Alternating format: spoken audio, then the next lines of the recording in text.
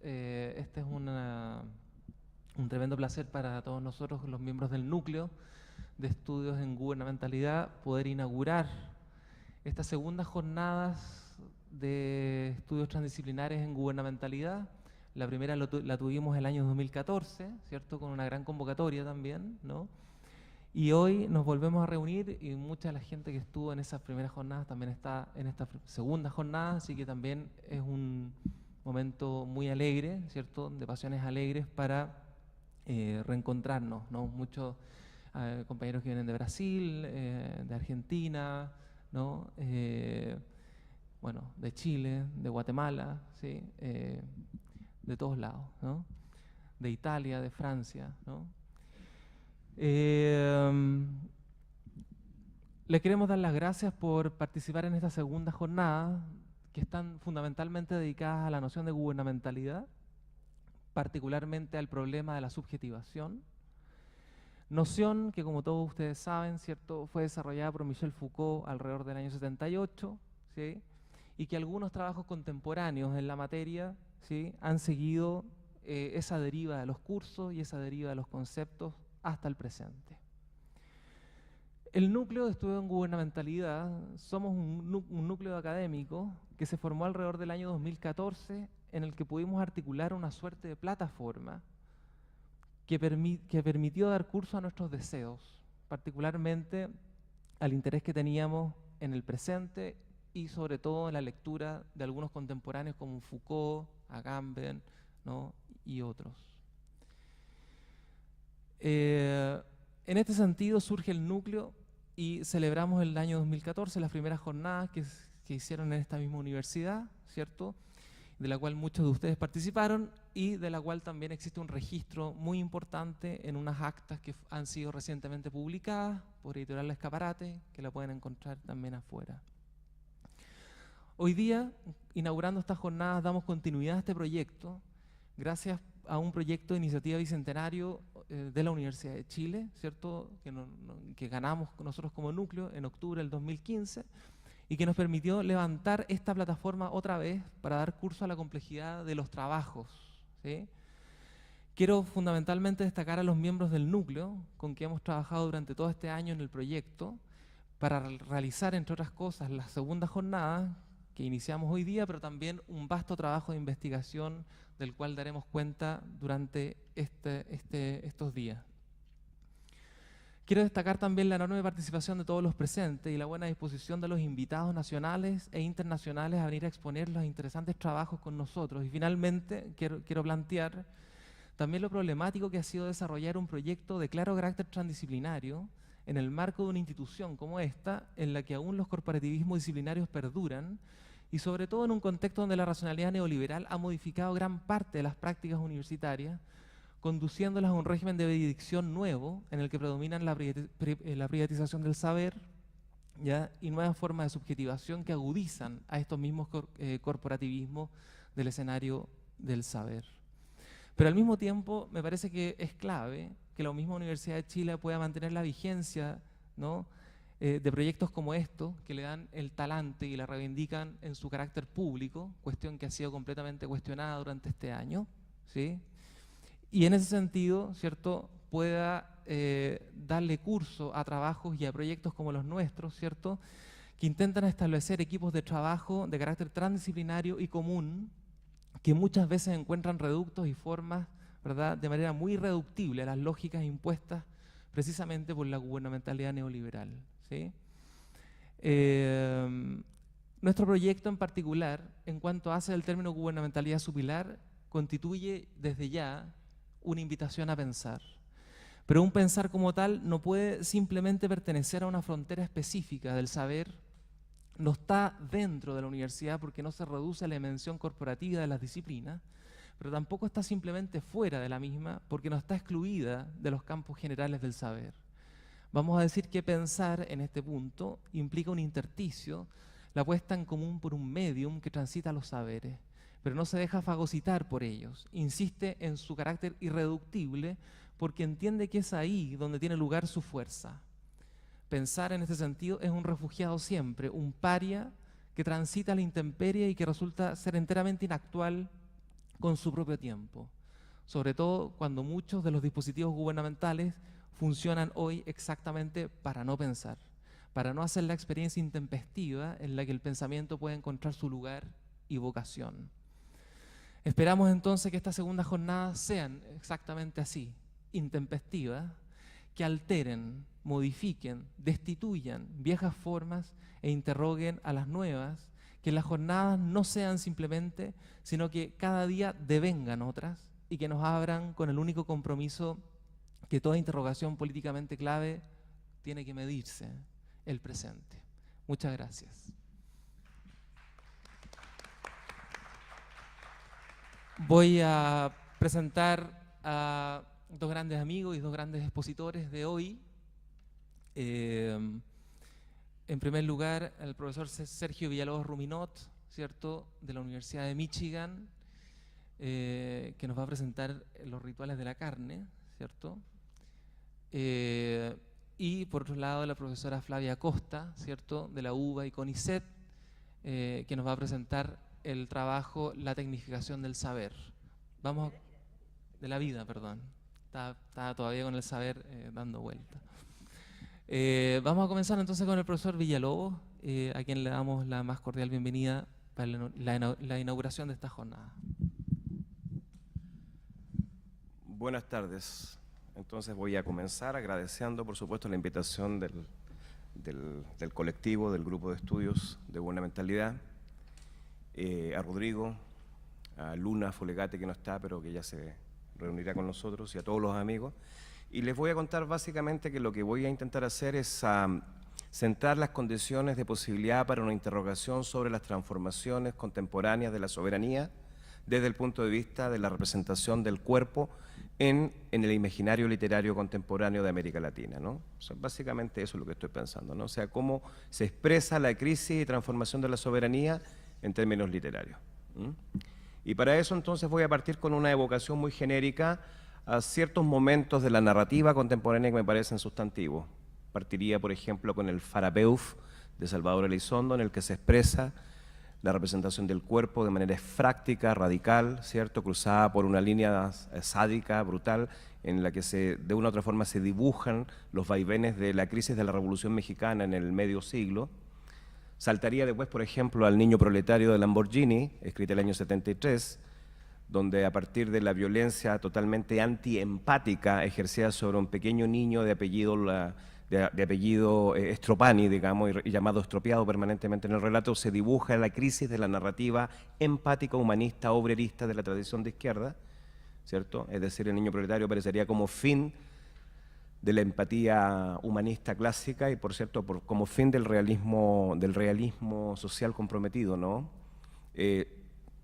Evocarían después de eso el año 1992, que es el año de publicación de la novela póstuma de Severo Sarduy, Pájaros de la playa, novela en la que se narra, entre otras cosas, ¿no?, de manera autográfica, el mismo padecimiento de Sarduy.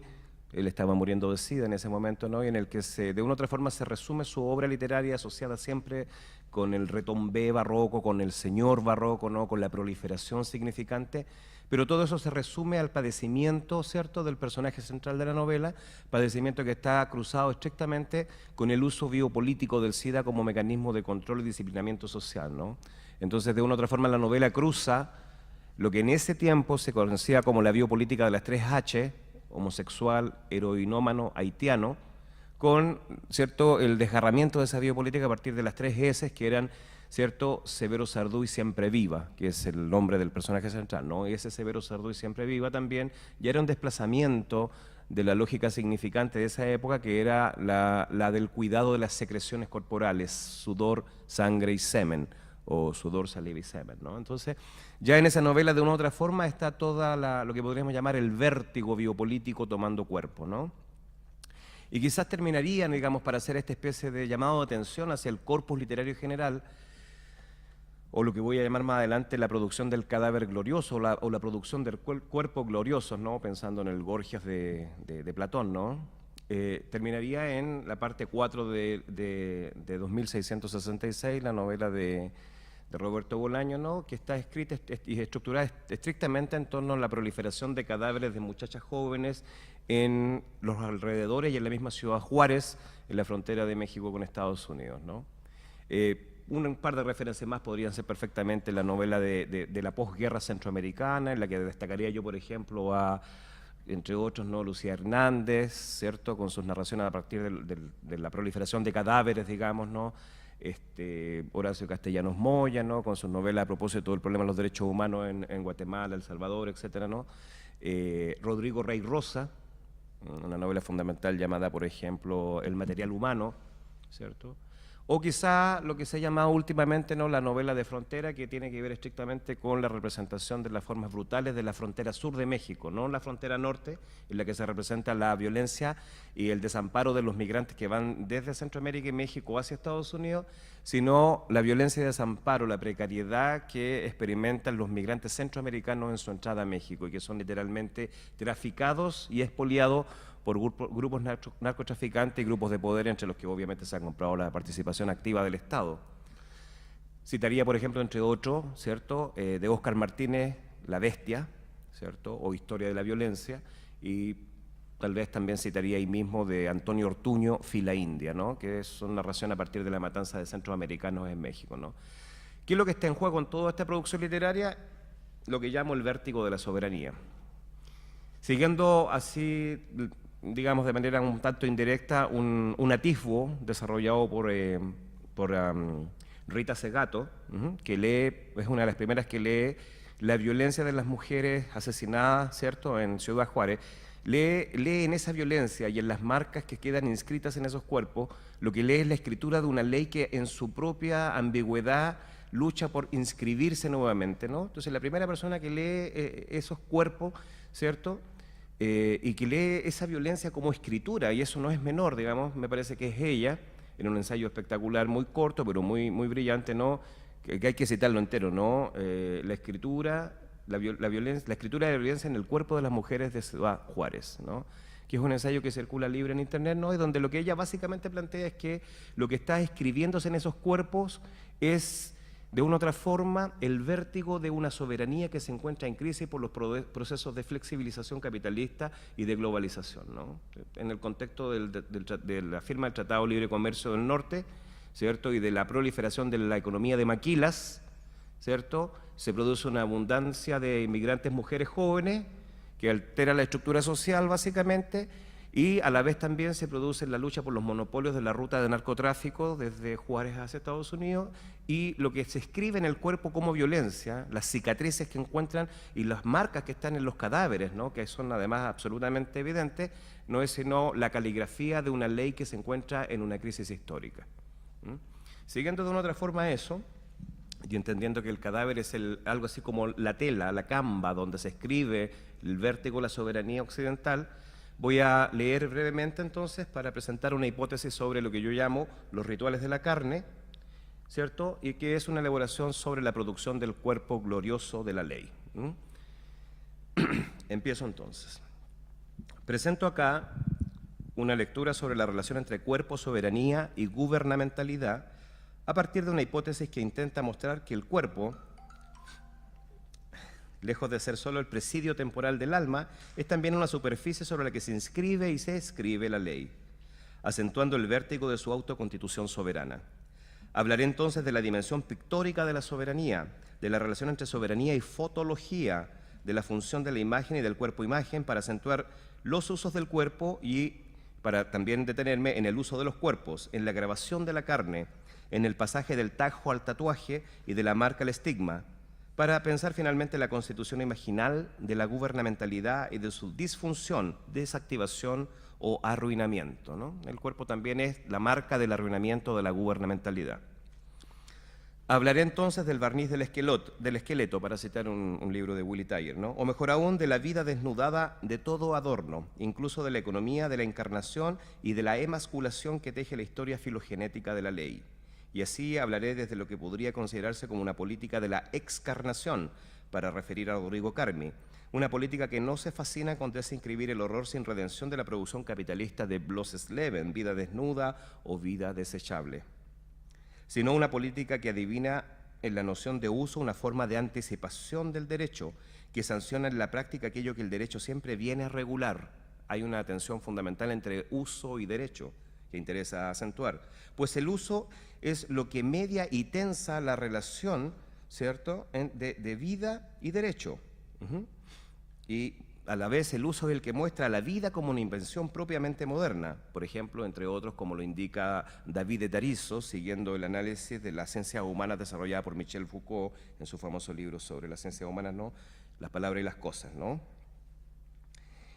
Esa invención, la invención de la vida, una invención propiamente moderna, ¿no?, que es la invención que abre y captura a la vez ese fenómeno material que irrumpe en la modernidad una vez desarticulado el pacto social propio de la teología política medieval, ¿cierto?, es precisamente lo que nos permite ver la transformación de la relación soberana clásica a la moderna, y es una primera metamorfosis que nos sirve hipotéticamente para pensar la transformación en curso de la soberanía contemporánea.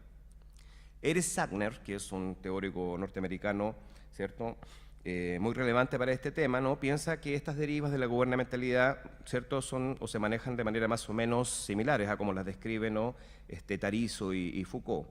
La llamada crisis de la teología política clásica, nos dice Sagner, su enrevesamiento barroco, para recordar a Benjamin, tendría que ver con la reconstitución del umbral soberano. Esto es, con el agotamiento de la economía bicéfala de los dos cuerpos del rey a partir de la innegable inscripción de la finitud moderna en términos de locura, enfermedad y pudrición del cuerpo soberano. Sea leyendo el Ricardo III de Shakespeare o cualquiera de sus cuatro novelas de cuatro obras dramáticas de su tetralogía, o leyendo incluso el Rey Lear, o incluso leyendo, ¿cierto?, el famoso libro ¿cómo se me puede olvidar? La vida...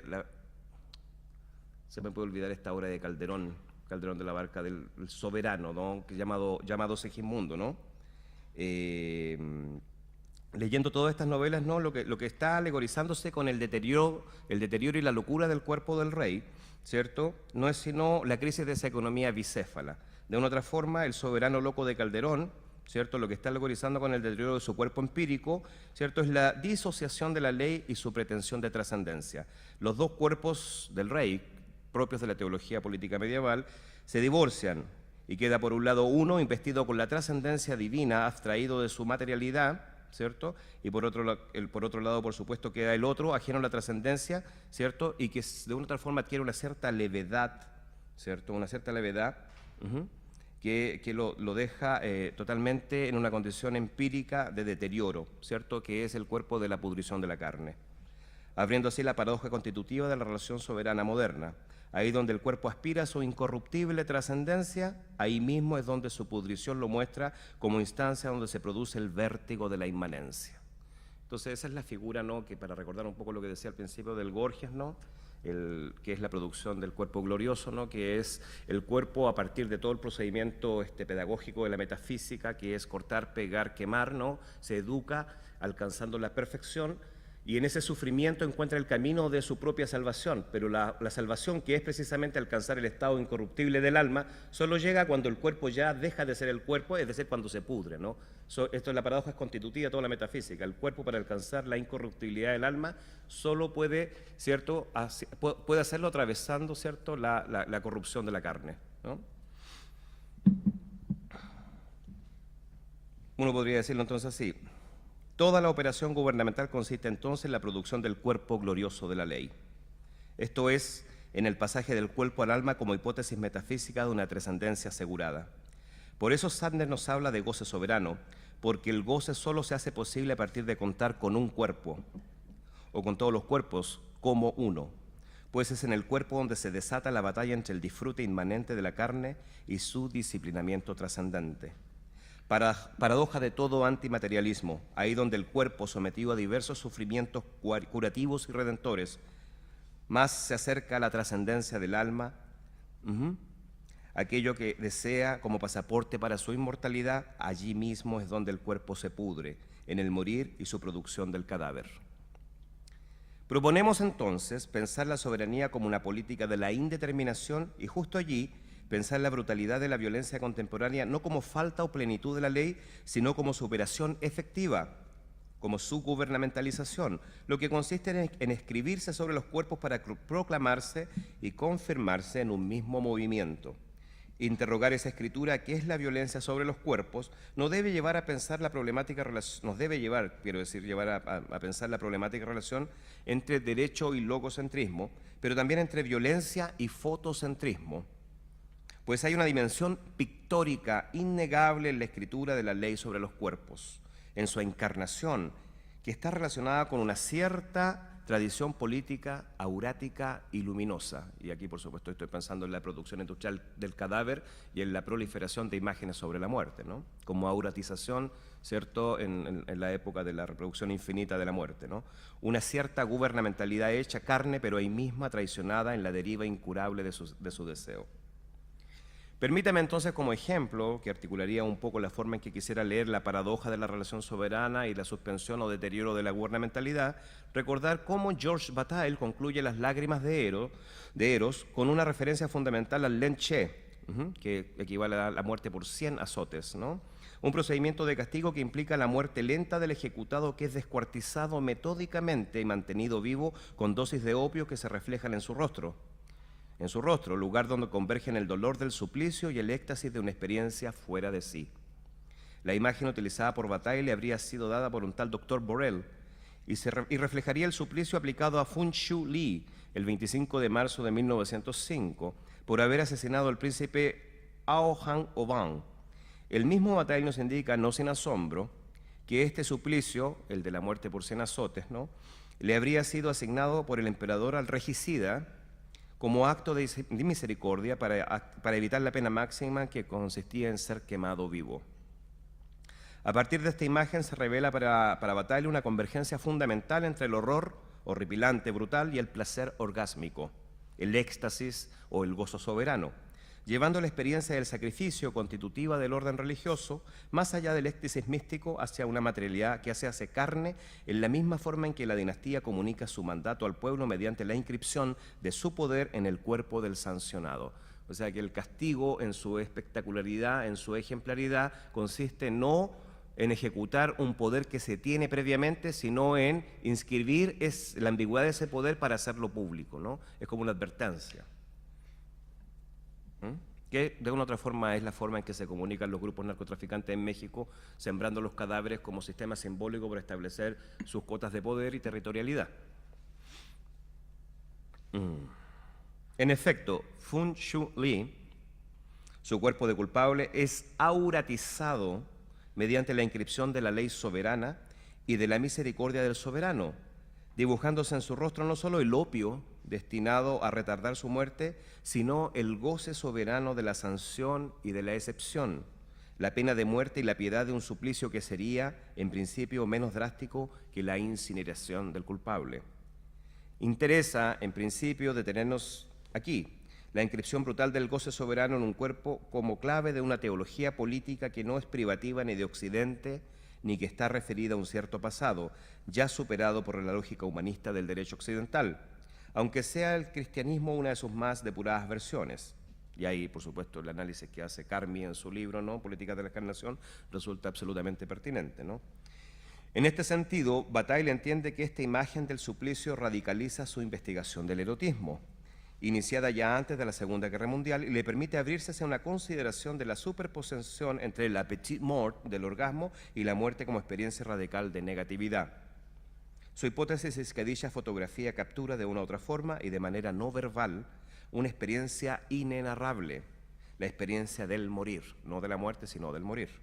Pero a la vez, ese reflejo de la muerte teniendo lugar sobre el cuerpo no debe ocultar la otra experiencia fundamental que dispone del cuerpo como lugar de su ensañamiento, a saber, la inscripción escritura de la ley dinástica sobre el culpable, quien queda convertido en una especie de lienzo donde la misma ley soberana se dibuja y se confirma en un mismo acto.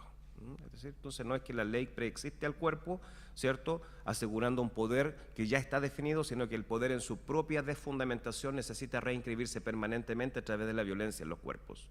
Le es inherente a la ley su puesta en práctica violenta. Solo así se constituye como fundamento de sí misma.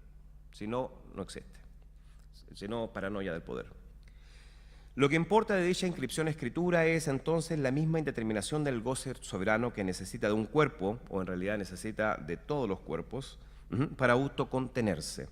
Lo que queda siempre en vilo es la misma negatividad opaca o negatividad sin aura de esa experiencia que la ley envuelve dialécticamente para refuncionalizarla de manera positiva, produciendo así el ejemplo ejemplar, esto es, la instanciación material de su trascendencia en el orden mundano de una existencia auratizada por la violencia. Así, la ley no trata de una universalidad predefinida y estatuida de una vez y para siempre, sino de una permanente redefinición de la frontera misma que la separa de su opuesto, el crimen. Lo que importa de esta permanente redefinición entonces es la frontera misma como algo indefinido, algo que debe ser establecido, recordando, reactualizando de forma permanente, como en el relato de Kafka en La colonia penal, donde el culpable es castigado mediante un proceso que consiste en escribir sobre su dorso la ley que éste habría transgredido, siendo el mismo castigo una práctica rememorativa de la ley. Las agujas que penetran la espalda del prisionero no solo ejecutan una sanción ejemplar, sino que convierten el mismo cuerpo en el lugar donde se inscribe y se materializa la operación efectiva de la ley.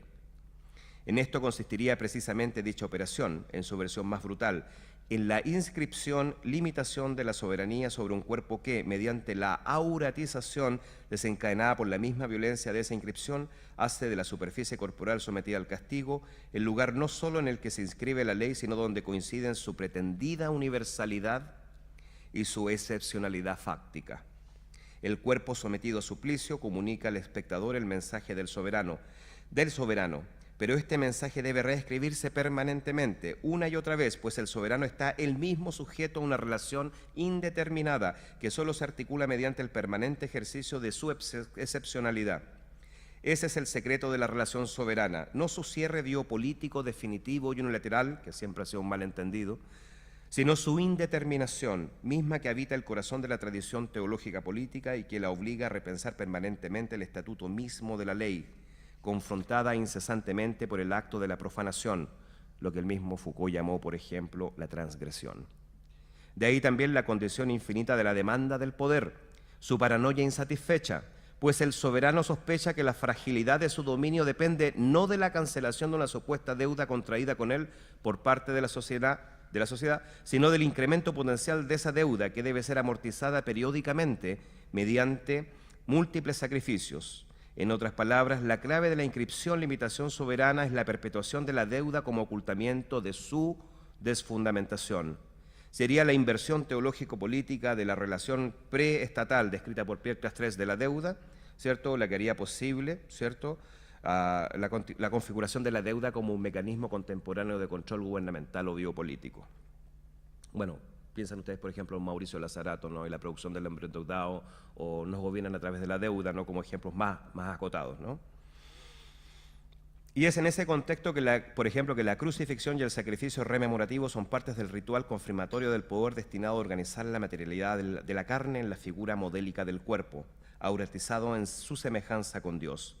Recordemos que es en la ritualidad cristiana del Corpus Christi, o en la ritualidad cristiana del investimiento, donde Ernest Kantorowicz descubre las transformaciones del Corpus Christi en el cuerpo mortal del soberano, que describíamos al principio, aludiendo, ¿cierto?, a la vida de sueño de Calderón, ¿cierto?, y aludiendo también al rey Lear, por ejemplo, etcétera, ¿no?, donde aparece el soberano convertido en loco y, por tanto, poniendo en escena, digamos, que el famoso cuerpo celestial de la soberanía en su pacto divino con la trascendencia se está pudriendo en la tierra, ¿no? Aparece la finitud inscrita en el plexo de la petición de trascendencia medieval. Algo similar nos revela Benjamin en su temprano ensayo, Capitalismo como religión. El capitalismo, dice Benjamin, es presumiblemente el primer caso de un culto que no expía la culpa, sino que la engendra, fomentando la sacrificialidad como forma masificada de la violencia mítica que funda la organización de los cuerpos y la conserva a través de la operación efectiva del derecho, a través de la gubernamentalización. Entonces, siguiendo esta lógica argumentativa, podríamos sostener que, dado el carácter contingente de la soberanía, no habría un cierre totalitario definitivo, precisamente porque nada puede ser definitivo en términos de relaciones soberanas. Tanto el lenche o muerte por 100 azotes como el suplicio de la máquina kafkiana en La colonia penal no son operaciones unilaterales de un poder que se configura trascendentemente, sino marcas que delatan su contingencia. Lo que se escribe en la carne es la forma del cuerpo, su funcionalización, vía castigo, de acuerdo con la misma ley que mediante este acto se reactualiza y se reconstituye. Habría así una dimensión pictórica de la ley que debe ser interrogada, dimensión que es relativa a la forma en que la misma ley dibuja sobre la carne el cuerpo, sobre el fondo la forma, remitiendo la materialidad mortal de esa carne a la trascendencia de una modelación, circuncisión, crucifixión, personificación, ¿cierto?, etcétera, para la cual el cuerpo conservaría una relación aurática que resulta fundamental para su propia puesta en escena. El espectáculo soberano del poder dispone de los cuerpos destazados, destrozados y mutilados como marca inexorable de su propia precariedad y como ejercicio de auratización mediática en la actualidad.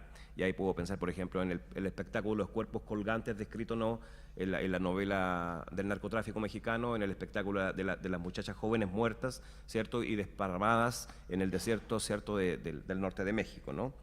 Quizás entonces esta sea la clave de acceso a la literatura contemporánea, ahí donde la producción y proliferación del cadáver, del cuerpo abusado y usurpado de la joven muchacha, del inmigrante, del campesino, etcétera, no expresa sino la profunda crisis soberana de la actualidad, crisis de uso y abuso de los cuerpos, donde gracias a una situación de interregno, la vida prolifera más allá de su representación convencional, pero detrás la sigue el derecho y sus operaciones gubernamentales, para volver a inscribir sobre su carne la forma corpórea de una ley que necesita rearticularse.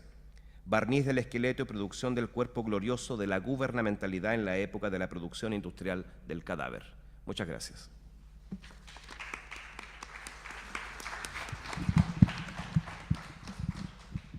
Gracias, Sergio. Bueno, damos paso a Flavia, ¿sí?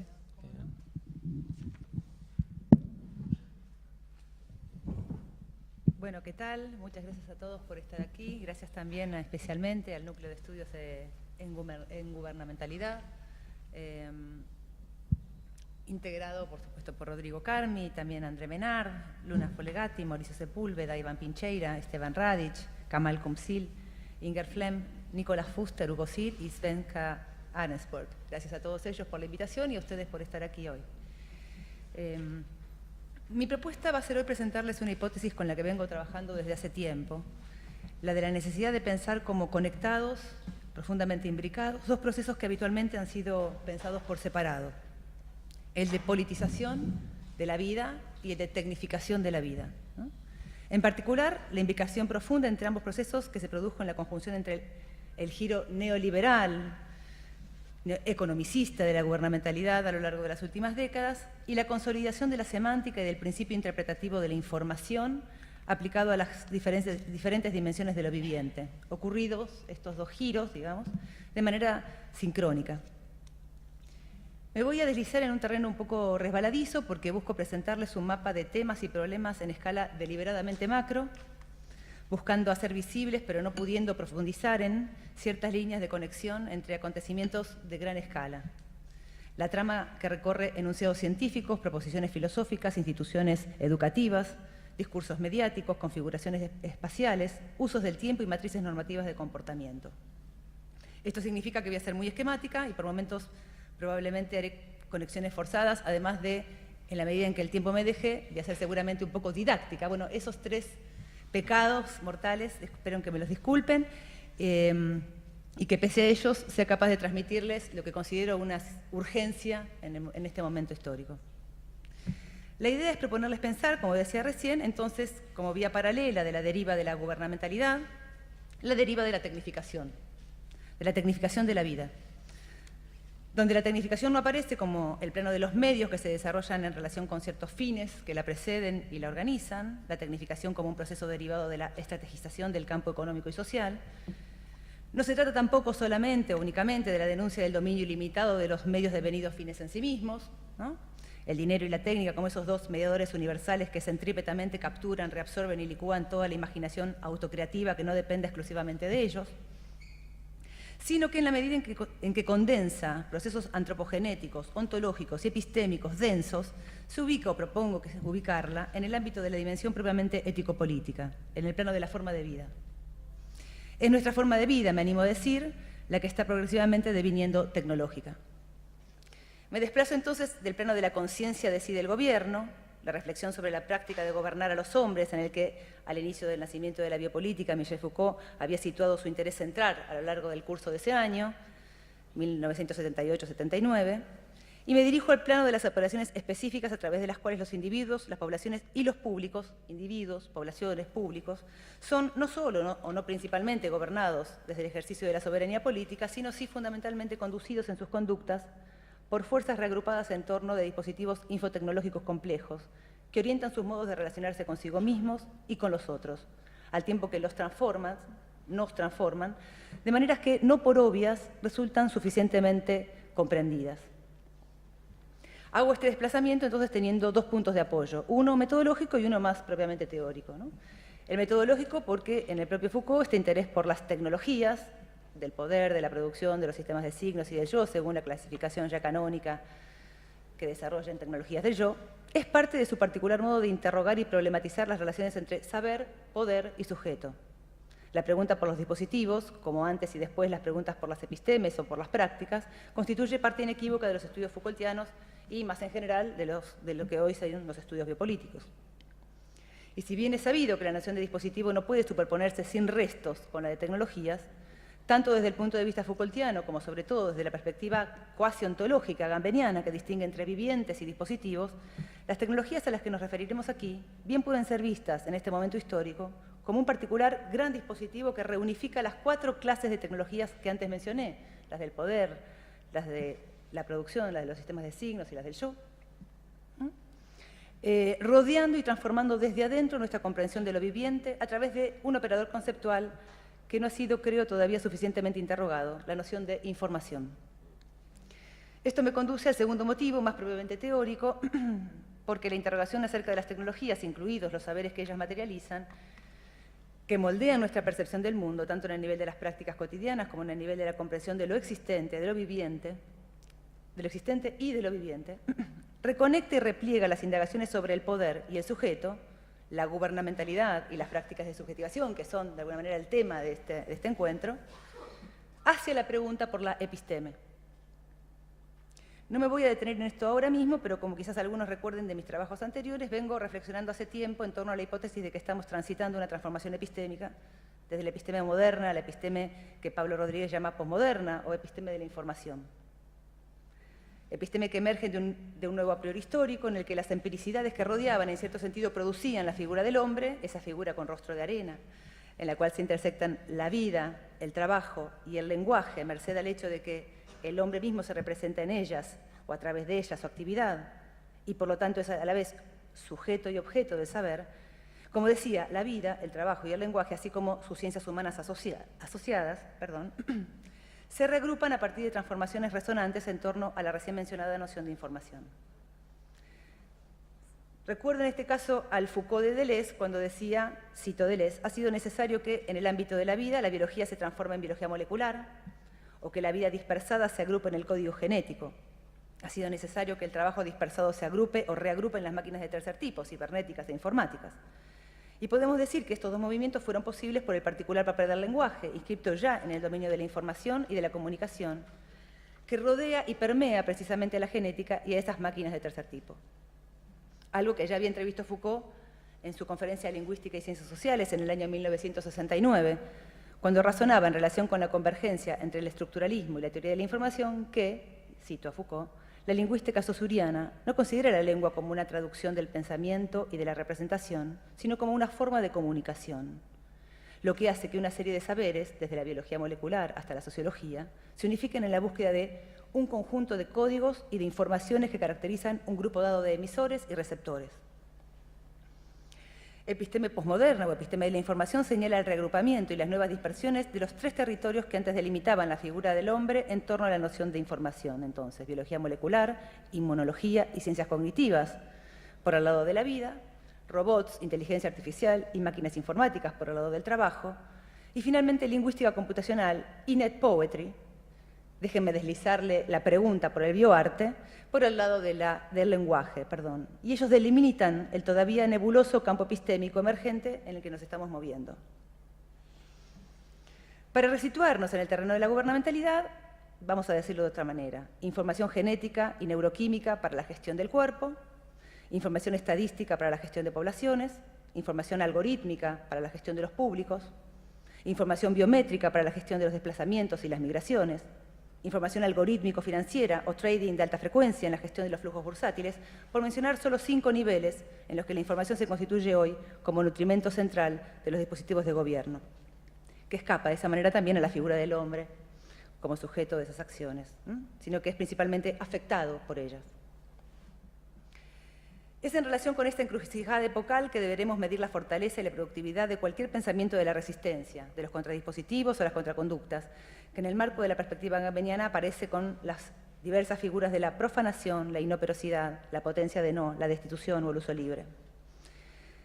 Profanar lo improfanable e informacional tecnológico es, me parece, uno de los desafíos más complejos que nuestro tiempo le presenta a la imaginación filosófica y política. Dicho esto, entonces, quiero pasar a mostrarles algo de aquello a lo que me refiero, entonces, cuando hablo de tecnificación. Entre los muchos acontecimientos que definen nuestro tiempo, por supuesto, destaca este doble proceso de tecnificación y politización de la vida, en el que, como decía recién, me voy a focalizar en el de tecnificación. Me interesa, de todas maneras, retener algunos de los elementos clave de la gubernamentalidad neoliberal que modelan las matrices normativas de comportamiento a través de las cuales se experimenta esa tecnificación. Entre las distintas características que han sido desarrolladas sobre la cuestión de la gubernamentalidad neoliberal, voy a dar 4 de esas características. Por un lado, el solapamiento decisivo entre tecnologías del poder y tecnologías del yo, ¿no? La empresarialidad como matriz normativa en relación con uno mismo, y que implica la dialéctica entre, por un lado, riesgo-libertad, la audacia necesaria para esa empresarialidad, y riesgo-seguridad, la prudencia también necesaria para realizar las acciones correspondientes. Por otro lado, el desplazamiento del Estado de la posición centralizadora de los controles y las técnicas gubernamentales. En términos de Foucault, el retiro aparente del poder, o, en términos también de Sandro Chiñola, desoberanización del mando y gobernanza, o, en términos de Paula Sibilia, privatización de las biopolíticas. En tercer lugar, el despliegue de lo que en algún momento llamamos una biopolítica informacional, que tiene como rasgos centrales, por un lado, el reemplazo de las disciplinas por programas y campañas de concientización, y por otro lado, una suerte de omnivigilancia, no ya circunscripta a instituciones de encierro, sino electrónica y, como llamaba David Lyon ya en el año 1994, un panoptismo electrónico. En términos marxianos, podríamos decir que también es el momento, coincide esta gubernamentalidad neoliberal con la subsunción real de la vida y no solo del trabajo al capital. Las cuestiones del trabajo inmaterial, el desfasaje entre tiempo de trabajo y tiempo de vida, que ahora, digamos, vuelve a reagruparse o en toda vez diferenciarse en un mismo tiempo, entre otras.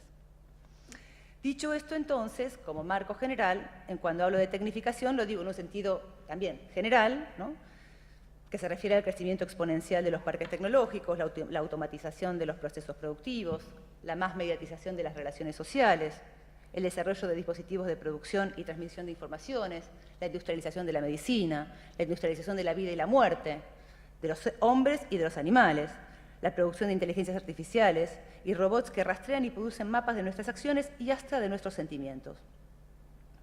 Y lo digo también en sentido restringido, ¿no?, que se refiere al proceso por el cual la tecnología se hace carne y cuerpo. Encarna y se incorpora en el hombre a través de implantes, trasplantes, prótesis, intervenciones quirúrgicas, terapias génicas, en un movimiento que abre la interpelación al propio cuerpo como una suerte de proyecto inconcluso o borrador, ¿no?, sobre el cual es necesario y deseable realizar distintos tipos de operaciones. El propio cuerpo, un problema del cual, o una pregunta de la cual no podemos escapar, ¿no?, y que en última instancia, según el imaginario científico y mediático contemporáneo, debería ser programable. Para describir y analizar esta tecnificación de la vida, consideré en su momento productivo partir de la sugerencia del sociólogo Scott Lash, cuando, de una manera muy sucinta y muy breve, en Crítica de la Información, en el año 2005, se refiere a la noción de formas de vida tecnológicas. Esta noción describe una nueva modalidad de habitar el mundo que implica, en principio, 2 grandes transformaciones. Una en el plano de nuestro comprender y significar, a partir de la cual, como Como dice Lasch, comprendemos el mundo por medio de sistemas tecnológicos, ¿no? Si pensamos, por ejemplo, en el modo de comprender el propio cuerpo, existen métodos y dispositivos que nos brindan la información sobre lo que somos en niveles ya no molares, como en la medicina del siglo XIX, basada en el cuerpo orgánico individual del paciente, sino moleculares, en el sentido de Nicholas Rose, ¿no?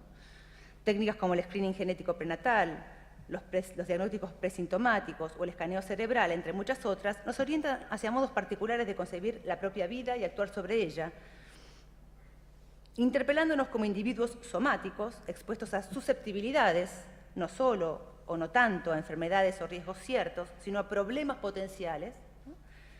Orientados a la optimización de nuestros recursos o de nuestro capital, en la semántica del capital humano de Gary Becker, ya por el año 64, que Foucault retoma justamente el nacimiento de la biopolítica, y que en los últimos años también se ha comenzado a desplazar hacia la noción de capital mental o capital neuronal. Les voy a dar algunos ejemplos muy breves de esto, seguramente todos ustedes tienen varios de ellos en mente, pero en el más o menos flamante gobierno neoliberal de Mauricio Macri, la gobernadora de la provincia de Buenos Aires, María Eugenia Vidal, contrató a un especialista en nutrición infantil, Esteban Camuerga, ad honorem, aclara, para intervenir justamente en crear algún tipo de programa que permita mitigar, como lo están leyendo ahí, ¿no?, el impacto de la pobreza en el cerebro, ¿no? Entonces dice Camuerga, existen decenas de experiencias exitosas que nos muestran un camino para invertir en el capital mental de nuestra sociedad. Entre ellas cita Guatemala, un estudio de largo aliento, y que, según Camuerga, una intervención nutricional temprana demostró 40 años más tarde un incremento del salario de más del 25%. Las empresas Facebook y Apple en 2014, siempre en esta semántica de la optimización, no sé si ustedes recuerdan que le decidieron ofrecer a sus empleadas, mujeres, pagarles el tratamiento para congelar sus óvulos, ¿no?, para que inviertan más tiempo de su edad fértil trabajando en las empresas sin que ello signifique renunciar a sus deseos de convertirse en madres. Y no debería agregar aquí madres de calidad, la medida en que esos óvulos son los óvulos de la mujer joven, que mientras tanto estuvo trabajando y capitalizándose, y luego además, de paso, puede tener hijos, como decíamos bien, saludables, ¿no?, y de calidad. En términos de susceptibilidad, un ejemplo muy conocido por ustedes seguramente también ha sido el resonante caso de la operación de la actriz Angelina Jolie, que en 2013, debido a que en un estudio genético se descubrió que sus genes BRCA, Brain Cancer 1 y Brain Cancer 2, dos genes que previenen la proliferación de células cancerosas, presentaban mutaciones, y esto elevaba el riesgo de cáncer de mama y ovarios, decide hacerse entonces esta doble mastectomía. Ahí, entre paréntesis, hay un dato que nos llevaría buena parte del tiempo, y es que esos genes en realidad fueron patentados por una universidad, la de Utah, y por la empresa Myriad Genetics en 1994, así como todo tratamiento en relación con ellos, ¿no? Este tema está en la Corte de la Corte Suprema de los Estados Unidos desde el año 2013, pero todavía sigue la causa judicial porque apeló Myriad Genetics.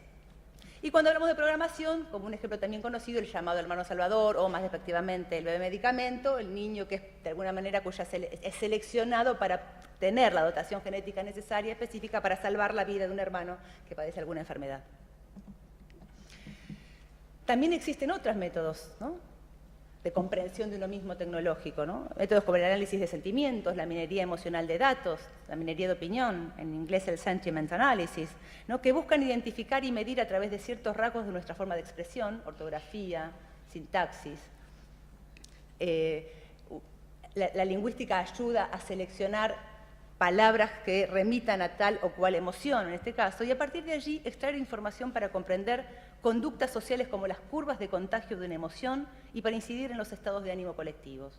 Esto es, herramientas de control, gobierno, gestión de ánimos y emociones, de nuestras emociones en las redes sociales a través de herramientas digitales.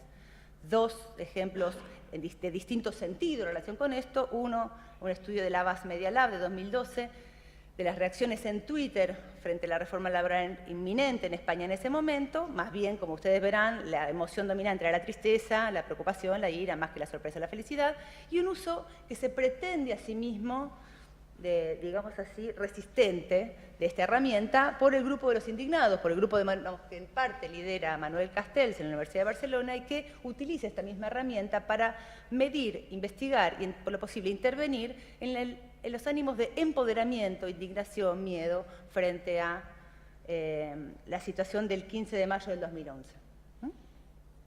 Me parece interesante también ver esos dos usos de esta metodología. Decíamos que un plano es el de la comprensión del mundo, el segundo plano es directamente el de la ontología, ¿no? Los sistemas tecnológicos se han en buena medida superpuesto y en algunos casos incluso fusionados con los sistemas socioculturales y con los sistemas biológico-naturales. De modo que las personas, digamos, en esa tríada, me parece que le hace sentido a la noción de formas de vida tecnológicas, ¿no? La noción de forma en el sentido sociocultural, la vida en el sentido biológico-natural, y el tercer término de la técnica, interviniendo ahí, produciendo alguna nueva composición. De modo tal que las personas habitan y enfrentan el mundo no solo, entonces, desde los hábitos incorporados a través de las experiencias acumuladas, sino también desde una interfaz que en muchos casos implican incorporación, con los sistemas tecnológicos. Hay una serie de imágenes, no me voy a detener en ellas. Hay algunas características de estas formas de vida tecnológicas, de esta tecnificación de la vida, de las que voy a solamente mencionarlas, y algunas me gustaría desarrollar antes de cerrar esta intervención. Yo diría que las formas de vida tecnológicas o esta tecnificación de la vida existe y funciona a distancia. Se aplanan o se inmanentizan, se desarraigan, se reterritorializan y en apariencia, solo en apariencia diría yo, se desmaterializan, se aceleran y se comprimen. Son hipercodificadas e hiperespecializadas, lo cual implica tanto la multiplicación de las experticias como la cajanegrización de los dispositivos, en términos de Latour. Empecemos por el principio y después vemos hasta dónde podemos llegar. Que existimos y funcionamos a distancia implica que solo nos es posible atravesar esas distancias mediante interfaces maquinales, ¿no? En buena medida a través de las máquinas de comunicación y transporte de signos. Los lazos orgánicos tradicionales ya habían tenido que dar lugar a lazos a distancias en las comunidades imaginadas del Estado-Nación. Digamos, esto no es una novedad, ¿no? Pero sin embargo es cierto que esa distancia hoy se incrementó hasta un punto de que el lazo social aparece como desgarrado, ¿no? Y se reconstituye como link, como enlace de red, como vínculo sociotécnico, ¿no? Es la base de las comunidades virtuales y también de esa noción de público de la que hablábamos hace un rato. Pero también es a esa forma imaginada de lazo social a distancia que se dirige, por ejemplo, la propuesta de voto electrónico que está circulando en este momento en mi país, ¿no? Suponer que es posible constituir también a través de el dispositivo electrónico algo así como el ritual social mínimo, el ultramínimo rito social de la representación política como en el momento del voto. Incluso la naturaleza es hoy naturaleza a distancia, ¿no? Y esto sería como, me parece quizás un poco más novedoso que lo anterior. El primer paso para esto fue la posibilidad técnica de desacoplar la vida humana del cuerpo humano. Ahí verán alguna serie de fechas, no son las únicas, pero digamos, en el cual a lo largo del siglo XX ese proceso de desacople entre vida humana y cuerpo humano, habitualmente cuando uno en Foucault lee biopolítica, uno también podría leer corpopolítica, digamos, puntualmente hablando, una biopolítica en Foucault es política de los cuerpos, como bien de paso insistía Sergio recién. Sin embargo, nuestra gubernamentalidad neoliberal nos enfrenta también a una biopolítica de cuerpo extendido, de cuerpos o de materiales anatómicos humanos que viven fuera de un cuerpo, ¿no? A lo largo del siglo XX fue posible construir reservorios, inclusive, de ese material anatómico humano disponible, que se sostiene con vida mediante una intervención tecnológica intensiva hasta el momento de ser utilizado, reinsertado en un cuerpo o desechado, ¿no?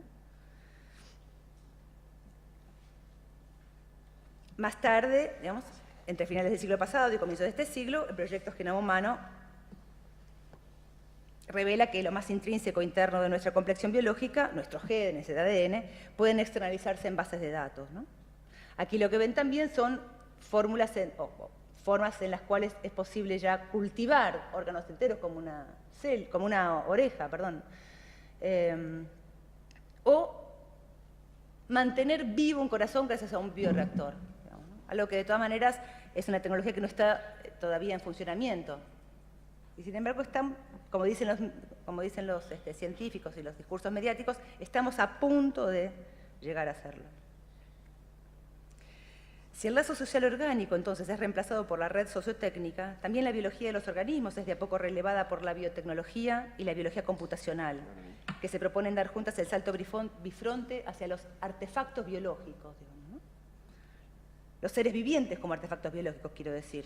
Su comprensión, su predicción, la predicción de su posible funcionamiento, su secuenciación, eventualmente su programación. Ese es el objetivo en común de la biología molecular, la naciente biología sintética y la inteligencia artificial.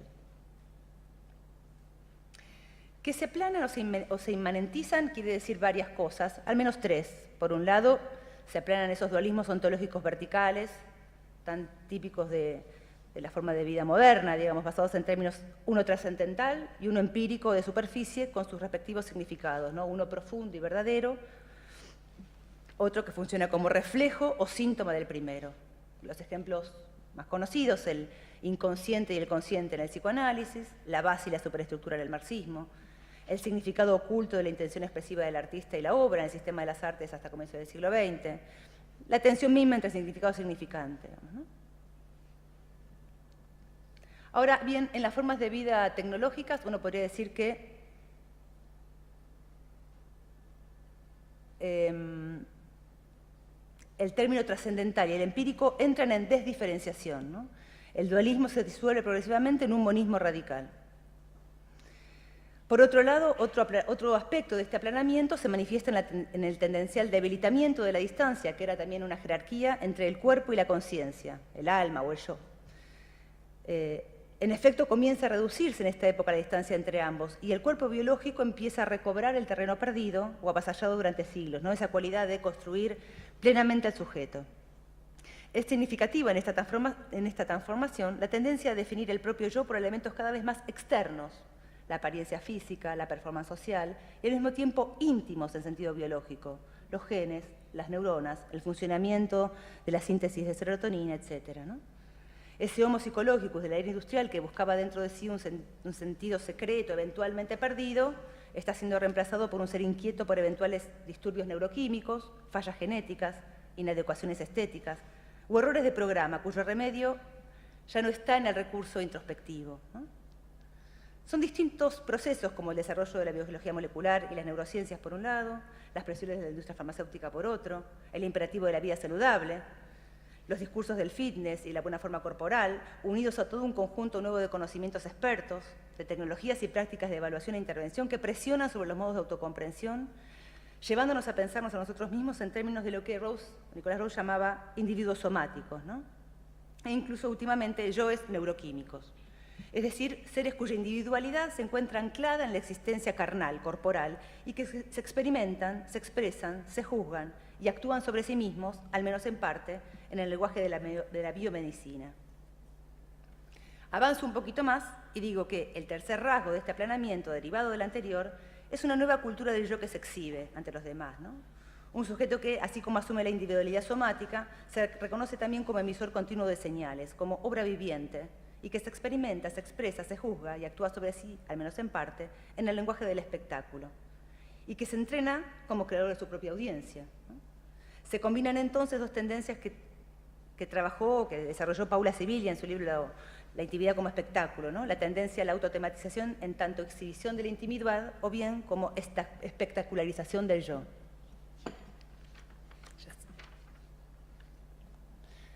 Uno podría decir que, o decíamos recién, que el tercer rasgo de estas formas de vida tecnológicas es el hecho de que están desarraigadas y desrelocalizadas. Tampoco esto es novedoso, ¿no? La espacialidad geográfica fue siempre el obstáculo a sortear de las grandes infraestructuras del transporte y las telecomunicaciones. Con todo, su locus típico hoy ya no es la gran ciudad, sino el espacio virtual de las telecomunicaciones, ese ciberespacio. Un espacio que, y esto me parece importante, es por definición una máquina de vigilancia fuertemente material, hecha de edificios, cables, servidores. Una máquina que integra, además, una megamáquina de guerra. Les muestro ahí unas imágenes del famoso edificio de la calle Hudson Street, número 60, el edificio de la ex Western Union Building. Es el hub o concentrador de Internet más importante del mundo, ¿no? Cerca de allí se mudan hoy las empresas de finanzas para ganar nanosegundos en las negociaciones de alta frecuencia, como la que provocó el flash crash del 2010, por ejemplo, ¿no? Esos nanosegundos son centrales, esa geografía específica es central. Dentro del edificio lo que ustedes van a ver es esto, 70 millones de cables, edificios vacíos. Hay uno muy cerca de ahí, de AT&T también. Contra la idea de que se trata de un ámbito de libertad y, por otro lado, un océano magmático donde todo se pierde, cabe recordar que Internet, como decía Boris Groys, divide el flujo de información en operaciones rastreables, irreversibles, y así ubica a cada usuario bajo vigilancia real o posible, ¿no? Creando un campo de visibilidad y control de enorme eficacia. En Chile, su materialidad incluye los 3 cables submarinos de alta resistencia que ingresan por Valparaíso y le proveen conexión de fibra óptica a todo el país, ¿no? Que pertenecen a las compañías Telefónica, Ocean Networks, discúlpenme que yo les hago ver los mapas y mientras tanto lo leo por aquí, y Telecom Italia, al que se suma una 4ª línea. Acá van a ver el mapa de los cables submarinos de fibra óptica, los que ingresan en Chile, 1 en Arica y 3 en Valparaíso. Y les quería mostrar también otro mapa que está aquí y que tiene que ver con la producción de un geógrafo argentino, Gustavo Busay, quien elaboró una cartografía del actual mapa del ciberespacio visto desde Buenos Aires, en el que describe el surgimiento de nuevas fronteras derivadas del acceso a la red entre los países centrales y periféricos. Para hacerlo, rastreó el camino que recorre la comunicación entre 2 computadoras, brindando un reporte sobre los lugares por los que pasó la comunicación y cuánto tiempo insumió en el recorrido, ¿no? En este mapa se observa, por ejemplo, que mientras en el espacio geográfico Argentina limita con Chile, Bolivia, Paraguay, Brasil y Uruguay, en el ciberespacio limita con 3, Estados Unidos, Italia y Francia. El 81% de sus fronteras son con Estados Unidos, 17 y 1, Italia y Francia respectivamente. En el otro extremo de este cibermapa, el país más distante de la Argentina dentro de él es Armenia, seguido inmediatamente por Paraguay. Santiago de Chile también está entre los más alejados, en el 4º círculo concéntrico, allí abajo. Además de esas nuevas cibergeografías, que son parte de esa materialidad, vale la pena señalar también la creación de al menos 2 tipos de nueva espacialidad, o tipos de espacialidad específica, ¿no? Uno, el patio trasero de toda la gran ciudad, como ya sabíamos, pero también de ciudades como Silicon Valley, ¿no? El espacio de la pobreza, de la miseria, la exclusión, que la exclusión sea probablemente la acción más persistente del capitalismo tecnológico. Esas 2 fotos son precisamente de South San José, en la periferia de Silicon Valley. Y en segundo lugar, los espacios museificados del turismo internacional y de la gentrificación, ¿no? que traducen las diferencias multiculturales para las audiencias remotas, y donde las clases medias se educan en el descontrol controlado de las emociones y aprenden a jugar, no sin sarcasmo, el juego de la realidad. Les muestro ahí el ejemplo de una publicidad para hacer un tour en las favelas, y en esa página de internet se puede leer la siguiente cita, ¿no? La idea de participar en tour por las favelas de Río de Janeiro puede suscitar emociones contradictorias y comentarios polémicos. Es posible pensar que no tiene sentido realizar un paseo turístico por los barrios más pobres de Río, tal vez porque no se va a ver nada bonito, porque puede resultar peligroso, o incluso porque puede resultar ofensivo para sus habitantes, ya que pueden sentirse observados como animales raros encerrados en un zoológico suburbano, dice la página de turismo, ¿no? Con todo, tienen buenas razones para hacerlo, ¿no? Comprender mejor la realidad social de Río, tomar fotografías desde miradores incomparables, comprar artesanía, cuadros o ropa para colaborar con el desarrollo local, seguramente a precios más módicos, etcétera, etcétera. No me voy a detener en 2 características que son muy transitadas, la compresión y la aceleración que implica este nuevo orden informático, pero sí detenerme un minuto en cuanto a la aceleración de los tiempos. Ha implicado una transformación radical en los modos de relacionarnos con el mundo, digo, ¿no? Primero, al multiplicar las actividades que desarrollamos, el modelo multitasking, ¿no? Ella, al lado de la miniaturización y la portabilidad de los dispositivos de comunicación, es responsable de la eliminación de nuestros tiempos muertos cotidianos, ¿no? Esa subsunción real de la vida de la que hablábamos al principio, ¿no? En el Capital. La existencia entendida como una cinta transportadora cada vez más intensa, 24/7, según el último libro de Jonathan Crane, ¿no?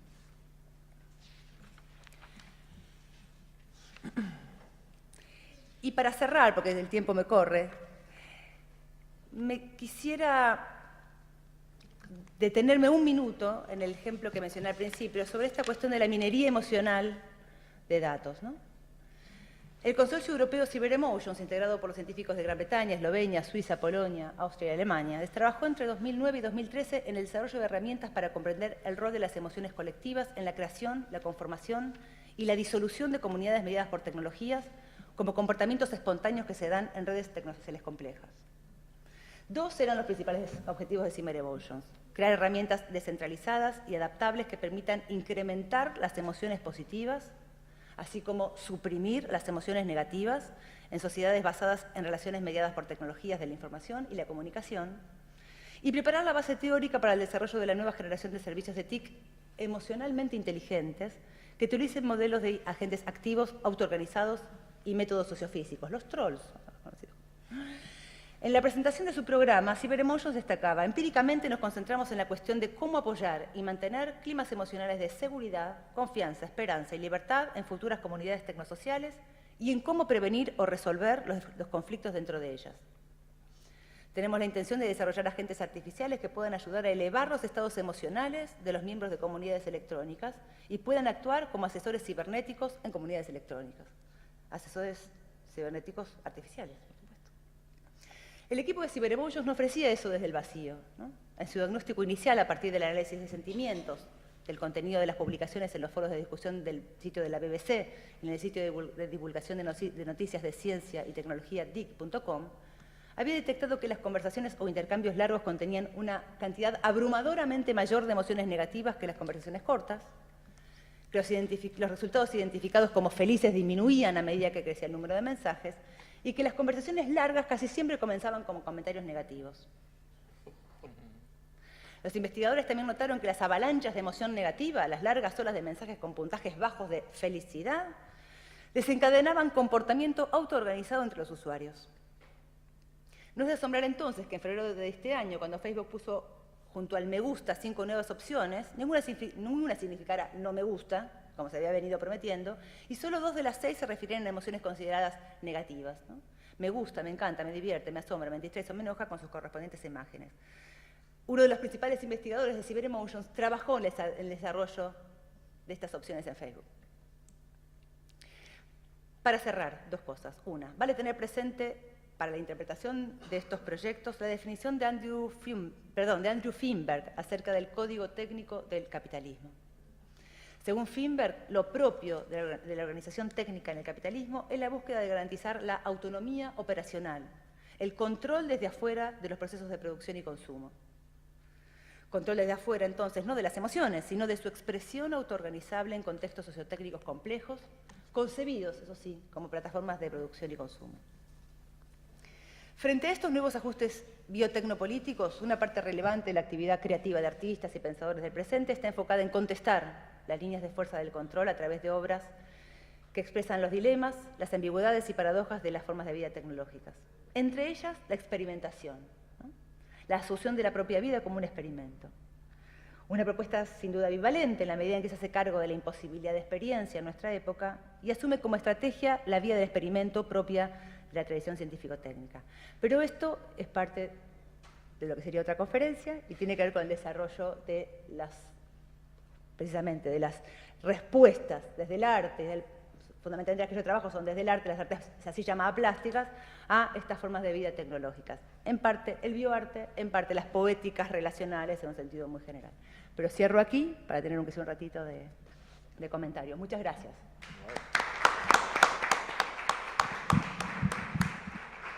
Bueno, muchas gracias, Flavia. Bueno, han sido 2 tremendas conferencias, 2 tremendas propuestas.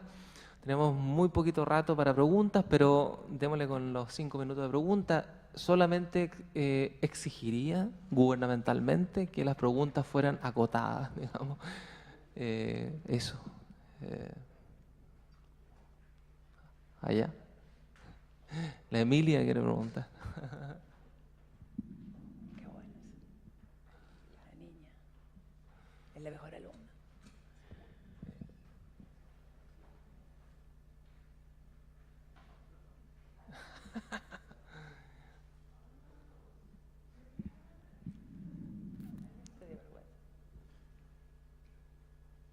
¿Alguna pregunta? ¿Comentario?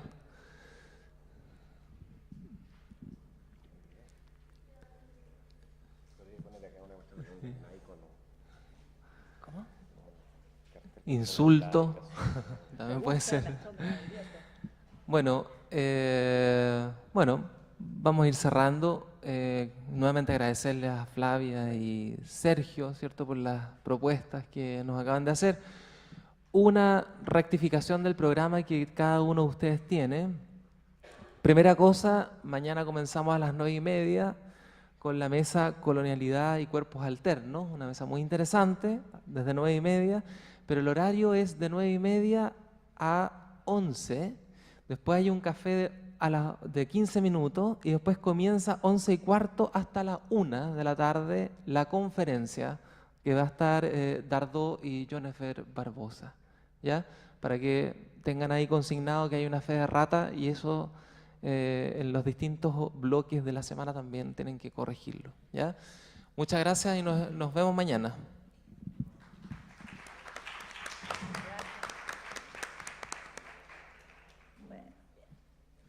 Bueno, muy bien. Cosas muy faltó algo. Bueno, llegamos muy justo al tiempo. No, está Impresionante tu panorama, me encantó. está tremendo.